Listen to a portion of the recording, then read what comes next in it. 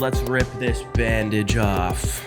Hello, and welcome to the A.D.H.Deep-Dive, the show that's not about ADHD, but is filled with proof it exists.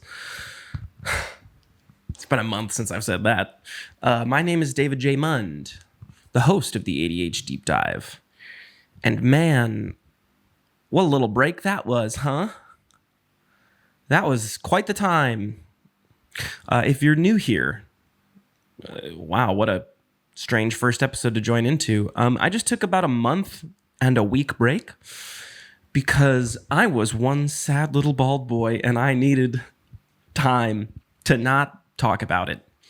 Do you see yourself, by the way? If you're watching the video version, I'm controlling it from my phone so you can kind of see whatever.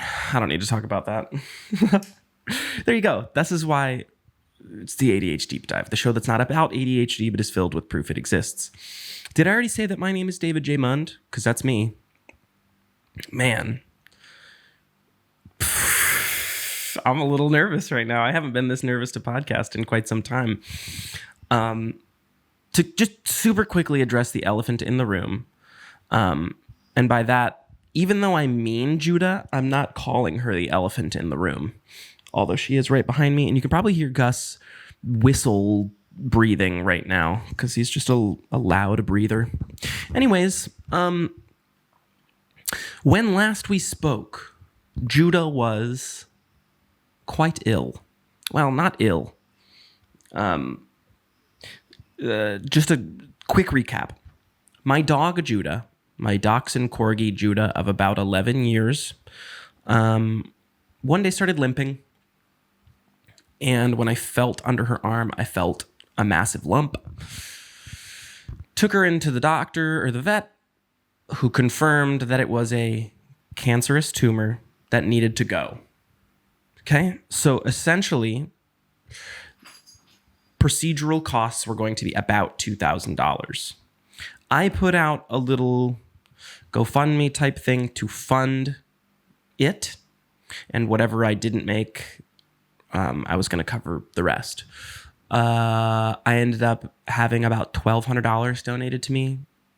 So if you're listening and you were a part of that, I do not think I could be more grateful for you. Truly and genuinely, like, that was so kind, so compassionate, so selfless, and I'm just extremely grateful. That said, so it's time. Surgery. Let's get this thing, let's scoop it out of her. I have my whining and my crying and my coping, and for a few weeks beforehand, I got Judah a stroller, so she wasn't using that leg. I was pushing her around everywhere in that stroller. I wasn't letting her go up and down the stairs. She was just being extremely tended to. She was on a pain medication that kind of made her loopy, which I did not love. Hang on, I think this shot is perhaps a little cool. Whatever, we'll fix it in post. I hate that I even just said that. You shouldn't just say, whatever, we'll fix it in post. All right? I know this part isn't about cinematography and photography, and even though that's kind of adjacent to my career, that's not what we're talking about, but still. Always try to get it right in camera first. Continuing on. So I have this lovely day planned out with Gus, my other dog, who's old as shit. And every time I say his age, I feel like I make it younger or older. He's about... How old are you, bro? He didn't answer. Freaking 12, 13, 14? In the 12 to 14 range. Because when I adopted him, whatever. I've talked about this shit on the podcast before. Let's talk about the shit I haven't talked about.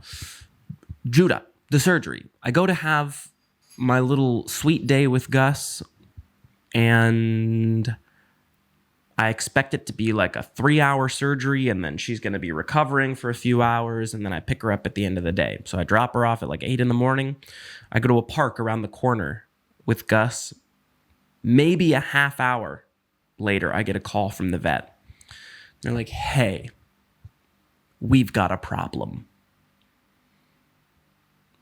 Which is not exactly what you want to hear. Not even close to what I want to hear. And they said, now, again, putting the costs out there, it was about $2,000, give or take, for the whole thing. So they end up telling me that they did all her vitals and all that stuff. They did a lot of the pre-surgery, whatever you gotta do, biopsies and bullshit. And right before surgery, they discover a heart murmur.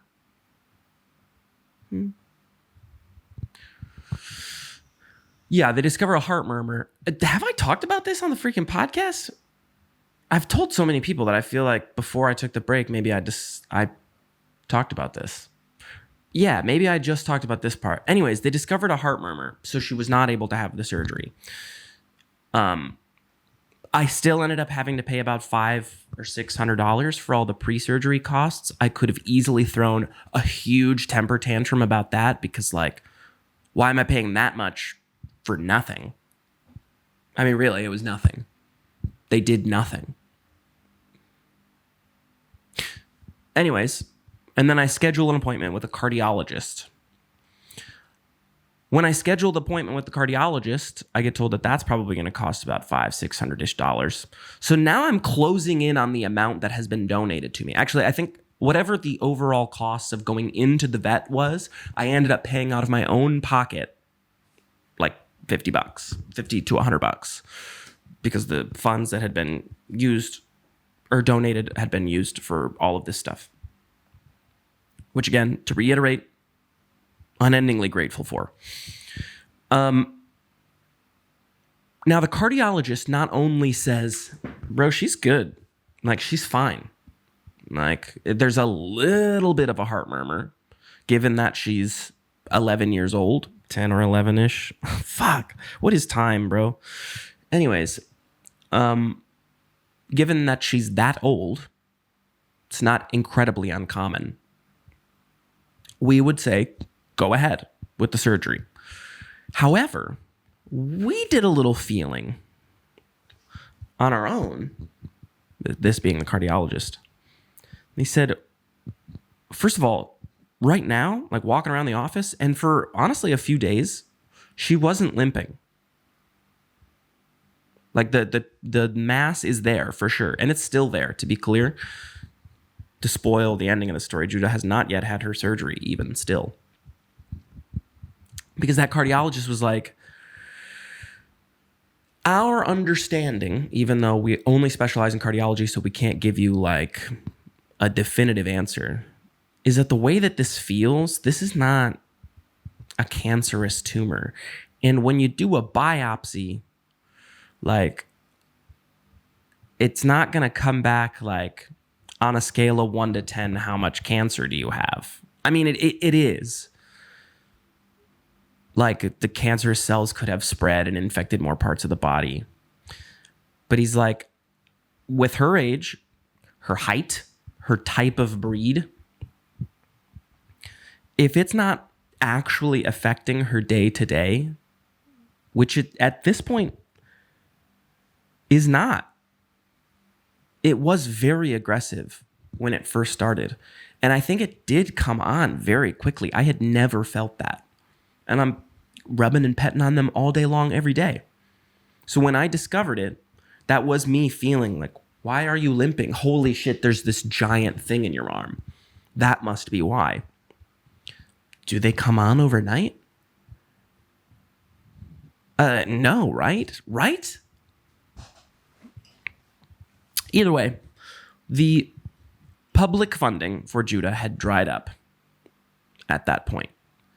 And I was so upset and angry, to be honest. And I felt like I had been gaslit by the vet initially to believe, like, you must do this surgery now. Now, they were kind. They weren't like, you're a piece of shit dog dad if you don't. But it's a vibes thing, right? Like, their attitude was like, you're going to want to do this. And then when I called them after the fact, after I heard back from the cardiologist, it's like, so the cardiologist said this, this, and this. She's cleared. But he also said this. And they basically went, yeah, that could be the case. I was like, well, why did you tell me it was so urgent? And they were, well, we just try to be real with you about the possibility, which I understand. Like, you don't want to, I get that if there are cancerous cells in Judah right now, that those cancerous cells could spread. But she's an old-ish dog. And I'm not saying, like, let the cancer take her, lady, because it will devastate me the day that either of my dogs go. But the way that the cardiologist set it up was like, yeah, but the recovery is going to be terrible or rough in general for her. Because, I mean, she's a freaking dog. She's just going to piss all over herself for a little while because she's not going to be able to walk. It's surgery right under her arm. So they'd have to, like, freaking... I don't know, man. I don't know, dude. The main point is I wanted to at least update you guys on the situation. I think this freaking light is way too bluish. I don't know. I'm so colorblind. I know that technically this is a blue shirt. And I think according to my little remote, that is a red light behind me. And I have a white light bouncing off a white door. So it's a little bit softer on me, but I think that light was a little bit blue, so I warmed it up a little bit. And if you're just listening, freaking whatever, lights don't matter. Lights aren't real. Okay, well, there's your update. Now, where do we go from here, David? Now, I'm not asking myself that. I'm not David asking myself that. I'm you asking me that. You being the listener, which could be me also in the future, because I do listen to my episodes to make sure that there were no audio issues or anything, which is kind of annoying because that makes me believe that my own podcast is going to be in my Spotify Wrapped, which makes me look like a huge narcissist because it's like, what are you doing, listening to your own podcast? And yes, I am. I don't find myself particularly entertaining in that way. But I do like listen on Spotify to make sure that, like, I don't know, there were no issues. Whatever. I don't need to justify myself. I'm a creative, okay? I don't need to explain my art to you. I am, however, going to clip the camera real fast so I can make sure that everything is working as intended, because it has been a while since I've done this podcast after all. All right, we're back. So when I say, where do we go from here? Yes, I kind of mean that in the sense that, like, I'm lost. What do I talk about? And I did actually put down some notes that I probably should discuss. But it's more about, like, what does this podcast... Whoa, bro, sit still. He's jingling around back there. Oh, let me take a little glimpse. There's my Gus boy, just chilling in the chair. If you were interested, he's in the recliner behind me, and then Judah is off to the side. And yes, I'm wearing shorts. Look at my knees.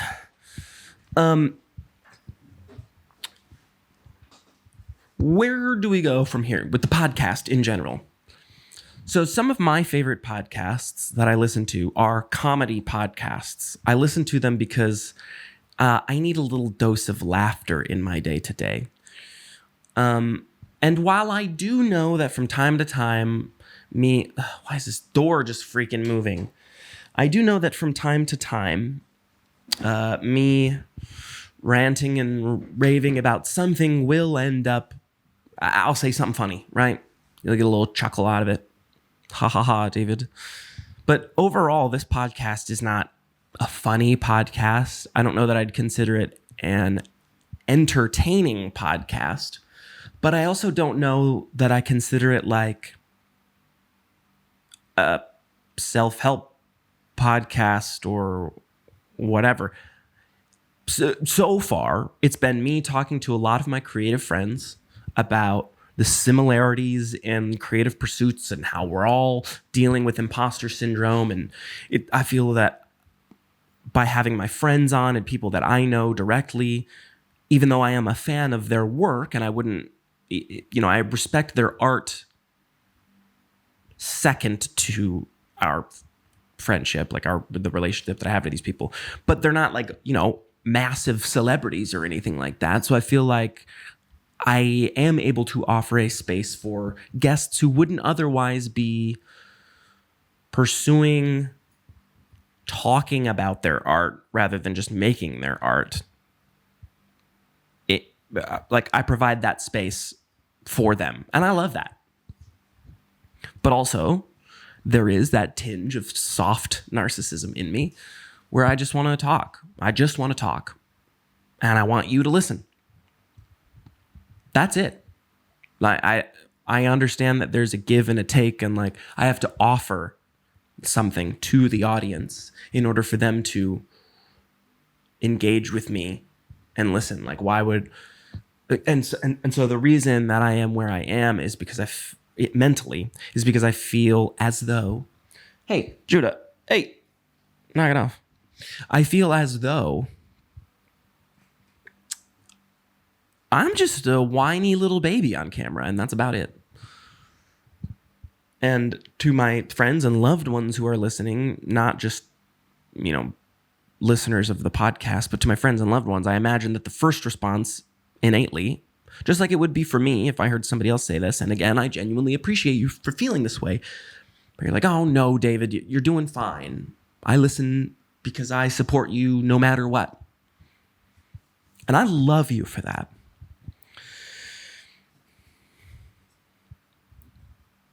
But an audience isn't always, at first, people who just support you no matter what. Well, I mean, at first it is people who support you no matter what. But there's this middle chunk. Because towards the end, I don't mean towards the end, but when things are at their best, my belief is that a creative medium is thriving when its audience is the people who support the artist first and then the art. Like, let me put it this way. Taylor Swift, she's in the news. She's always in the news. Now, Swifties get a knock for being freaking crazy. Crazy. I don't mean you specifically if you're a Swiftie, but they do get lumped in with the word crazy. But you cannot argue that these people aren't devoted to Taylor Swift, right? Now, do I want people obsessed with me, following me around everywhere I go, at every single turn, eliminating the ability for me to have a private conversation or a private interaction or go somewhere where people don't know that I'm there? No, I do not want that. But that's sort of the difference between, like, I don't know, maybe Taylor Swift was a terrible example. I just mean that people are, no matter what Taylor does, they're about it. Taylor could write a terrible song and have a little oopsie publicly, but her fans are like, no, Taylor, we love you, and we get it. Everybody makes mistakes. Everybody has those days. No, that's Miley Cyrus, right? I don't remember. Whatever. What I'm trying to say is what I learned in boating school today is blankety blank. Shit, what am I trying to say? I think I'm trying to say that at first, audiences are just friends and family. Then, when they hit their stride, it's like anybody who could possibly see what they're putting out. Like, especially in the age of the internet, if I put something out there, anybody can see it. They can like one thing, hate another. Like another thing, hate 5 more things. And then they're like, I've decided this guy's not for me. Then after enough time, pretty much the only people that are engaging with that type of particular type of content, or my content in general, are like, I am just watching David's content because David has earned my trust creatively over the years or months or whatever, X amount of creative projects, for me to just be like, I believe that he's good at what he does. Even if he comes out with something shit, I'm going to engage. That's what I mean. That's what I meant to say. It's People who love you only at first. Then it's everybody. Then pretty much it's only people that love you. Even though, yeah, haters and whatever are out there, but they don't listen to your stuff or watch your stuff or engage with your content. They just pop into the comments and say, fuck you, Baldy. Or some variation of that. They exist. Or go die. Something like that. I don't know. It does happen. It's the internet. We get it. So what I'm trying to say is I don't know how to hit that middle stage so that I can get to that third stage. Because first stage, I'm in right now. And to the people listening, you are a part of that. You are the reason for that. And I could not do this stage without you. But what is the next stage for me? For this podcast?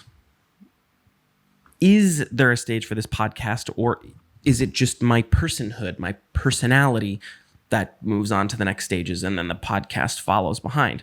Because things we'll talk about, per the poster in the background and my wallpaper and my hat and the shirt that I'm wearing, I'm doing a bunch of other things. Music, Midwest Skies is, how do I even say it? I mean, we're writing, personally, this is maybe a selfish take. Excuse me. Some original Tays on day. I lean away from the microphone to breathe. What am I saying? Music, Midwest Guys. We're making great shit. I was a fan of them. I said this before. I was a fan of them long before I joined them. But selfishly, I now believe that we are writing the best Midwest Guys music to have existed. I mean, this paper right here is just a nostalgia trip in and of itself. This is the original. Well, this is a newspaper clipping from the first ever reunion concert that I had with Live for Tomorrow, when we called it the We Survived the Apocalypse show. It was right after 12/21/12, when everyone thought, quote unquote, the world was supposed to end or whatever. Obviously it didn't. So this was the We Survived the Apocalypse show. And that's just there because I want to commemorate the fact that I'm fucking friends with the guys again. I know on some of the last few podcasts, there was conversation about the anticipation of once again, like sharing the stage with Live for Tomorrow. My old band, the band that started in my basement when I was like 13 years old, 12, whatever. That is now going on to newer and greater heights. But when I quit, I just thought, well, there goes those friendships. There goes those guys. There goes music. There goes drums. There goes all of it. And recently I played with Midwest Skies, played a show with Live for Tomorrow, and even got to hop up there and sing with the guys. And then I brought some of the guys up with Midwest Skies to sing a cover of The Anthem by Good Charlotte. So in that regard, like, I'm at a good point in my life. Like, I am healing friendships. I am letting go of old wounds. I'm still engaging in fucking drama because I can't help it. Especially when it comes to Midwest Skies. I love these guys so much, and I love what we're doing here. I'm just not good at being in a band and disagreeing with someone. That's why I quit Live for Tomorrow. I was just always so confrontational, and I couldn't take a no. And this is a me problem, just to be clear. But that's just where my head's at. Like, I find myself getting offended a lot if, like, my ideas are turned down or my feelings get hurt. Even if we're all just like friendly ribbing, I find myself being like, whoa, that's too far. Stop it. And then I turn around and like verbally punch them. So I'm working through that. I've done a lot of growth when it comes to my rage since being a child.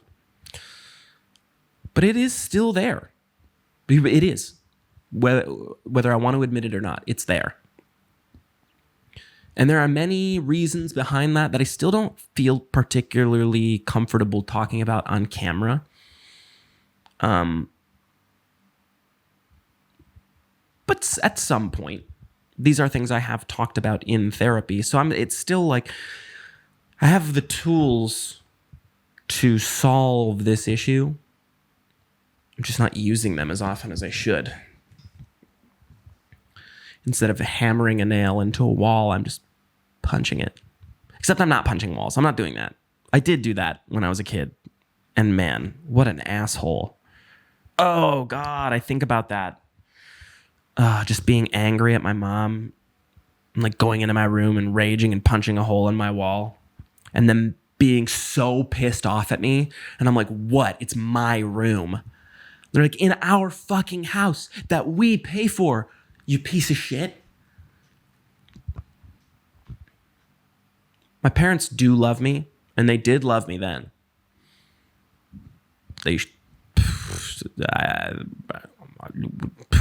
Man. I don't know how I would handle that. This is just one of those reasons that I know that I am not qualified to have children. I don't want them because of that. I don't feel guilt or shame. Well, I do. I don't feel sad about the fact that I don't want kids, at the very least. Because I know that I am not qualified. And like there is this sentiment that like, nobody's ready, buddy. Everybody thinks that they're going to be ready to have a kid and then nobody is. But some people are. Right? Like some people are more qualified to have kids. And like, can a kid who grows up in poverty be just as happy as a kid who grows up with money? Yes. Can a kid who grows up with money be just as sad as a kid who has no money? Yes. However, the clear advantage is if you have parents who have done the self work, their own internal work, who have a little bit more financial security, who have the capacity to love their child and love each other no matter what. Yeah, that's going to set that kid up for a better life than two parents who hooked up and hated each other and fought all the time and, you know. Where was I going with this? Welcome to the A.D.H. Deep Dive, the show that's not about ADHD, but is filled with proof. It exists. So yeah, rage. That's what I'm talking about. Rage against the dying of the light. I rage just because sometimes. I don't know. Now, the thing I am getting better at, even though it is still kind of manipulative and gaslighty and rude and annoying, is that when I am a dick, I am now apologizing faster rather than being like, oh, I really needed to think on that for a few days. Yeah, now upon reflection, I was being an asshole. Now it's like, fuck you. I'm so sorry. I shouldn't have said that. I was being mean. I hate you. No, I don't. I am very upset with myself and I'm taking it out on you. I quit. Please don't let me quit. Please, please, please. I was just speaking out of nowhere. Please, please. Okay, cool. That's what I mean. That's gaslighting. I don't mean that's... Well, maybe it is. Maybe there's this built-in expectation that like, you're good with your words, David. People are going to forgive you and then all is well. And then I just believe internally that I can hurt people or hurt people's feelings or just because I know I'll be forgiven. They know I don't mean it, and which I don't mean it. But just to be clear, everything I just said right there, like I'm not proud of. It makes me feel gross. And which is why when those apologies come in, it is sincere. It's like, man, I am being an asshole. I'm so sorry. But like, at the end of the day, it is not there. And I don't just mean the band. I mean other people around me whose feelings I hurt. It's not on them just because I ask for forgiveness doesn't mean they got to give it to me. And like the forgive versus forget, like, you know, I don't believe that I am, nor do I have any evidence to back up, I guess, whether, I don't know how I'm trying to say this. Let me just throw it out there. I am not bipolar. I don't think. There's no reason to believe that I am bipolar. There's been discussions of borderline personality disorder and definitely ADHD, certainly OCD, depression and anxiety underneath of that. All of those anagrams, acronyms, what am I looking for? What sort of looking for? All of those afflictions or whatever that's happening to me, they stack on top of each other and they make me a crazy person sometimes. Am I technically bipolar? No, I don't think so. If I were,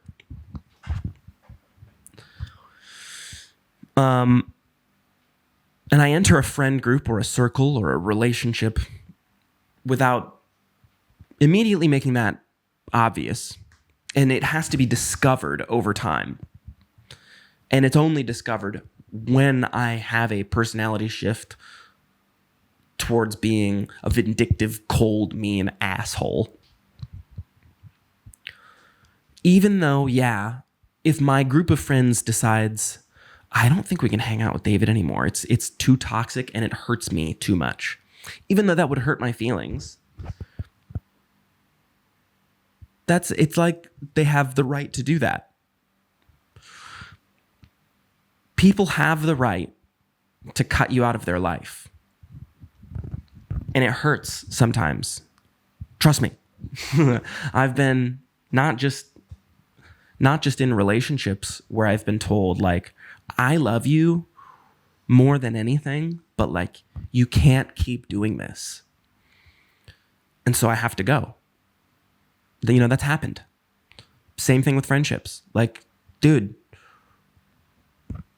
all you do is get offended, or you take things personally, or you feel as though we're coming after you, and we're just not.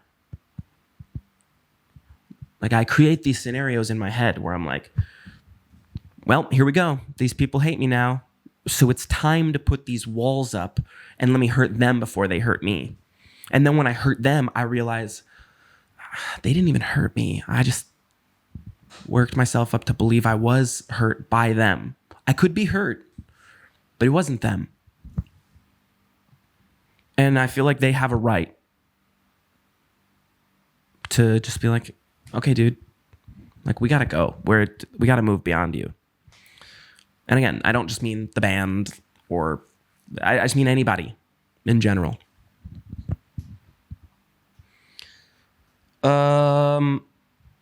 So that's where I've been at kind of the last month, is just thinking about everything. It's like, okay, where do I go now that things are taking off a little bit in a different direction with Midwest skies? Where do I go with that? Where does that go? I have a lot of anxiety about, like, is this going to take us to X heights, or do we coast at this level, or is there a crash coming, or like, and then when it comes to, like, in my friendship with Live for Tomorrow, like, it has ebbed and flowed and bobbed and weaved and done, you know, whatever. There's been separations as friends, and then reunions as friends, and then separations as the band, and then reunions as the band, but then the band breaks up, and then I'm only friends with this many people, and now the band stays together, and they're all friends, but I'm only friends with X amount of people. And then when it comes to film and photography, I don't think I've done a third as much cinematography and photography gigs, like paying jobs, in 2023 as I did in 2022. That bums me out a little bit, because then I'm still on the supplementary and supplemental? Oh shit, I can't think.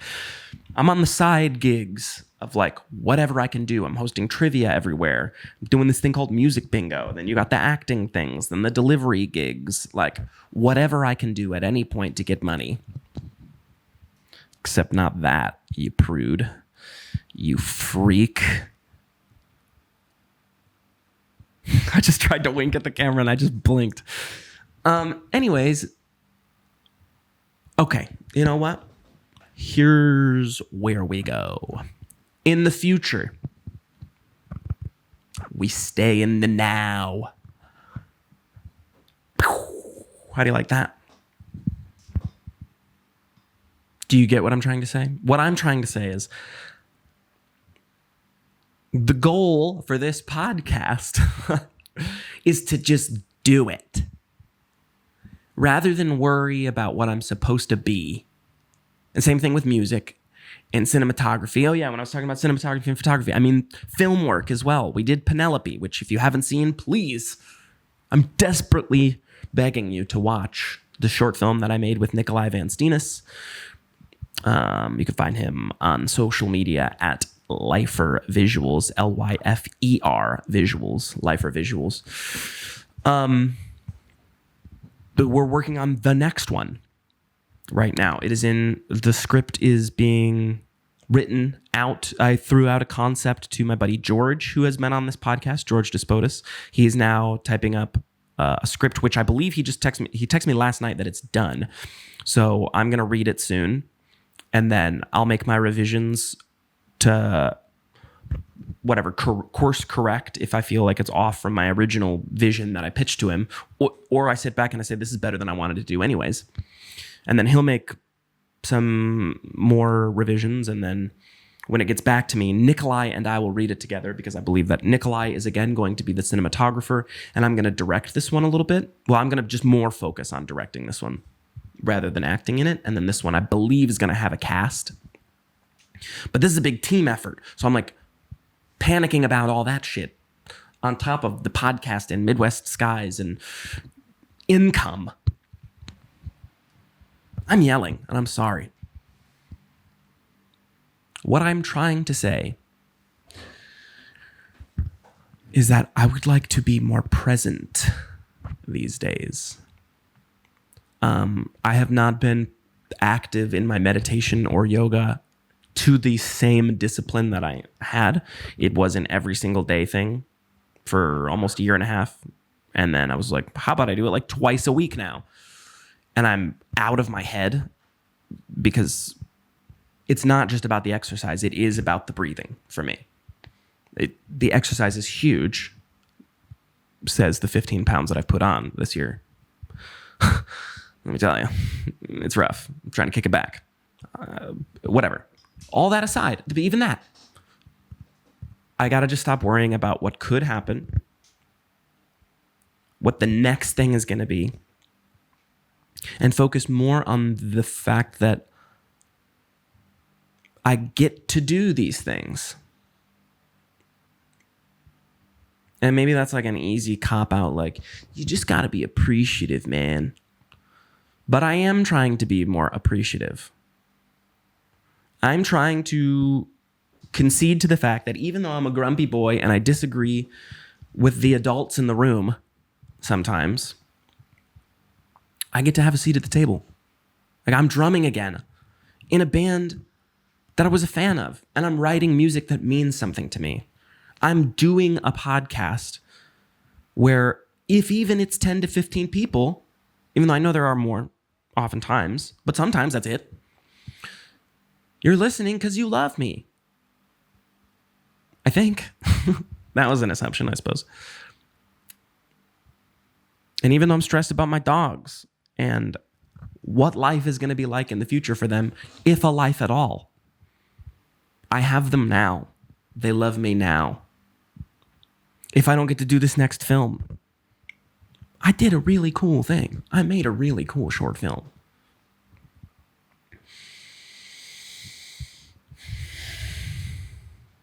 I'm just trying to be more present. And I don't think that's a complicated process to explain. So you get it. With that, I think that's probably good for the day. That was a good little podcast back. First podcast back. I do intend to have guests again going forward. With the occasional solo episode. Maybe even the next one will be a solo episode. I don't know. I don't want to recommend anything. I don't want to suggest you go anywhere, make any plugs, do anything. You can do those things. I have talked about them throughout the episode, so you know where to go if you want to engage in that type of stuff. All I want to do right now is just thank you for being here now. Even if you're not here next time, or if you weren't here the first time, or last time. You're here now. If you have ever listened to Midwest Skies, you got me. At some point, you are in some way directly responsible for me being a fan of them in the first place, or rather, because they got elevated because people like them, that brought me to a point where I could be in the band.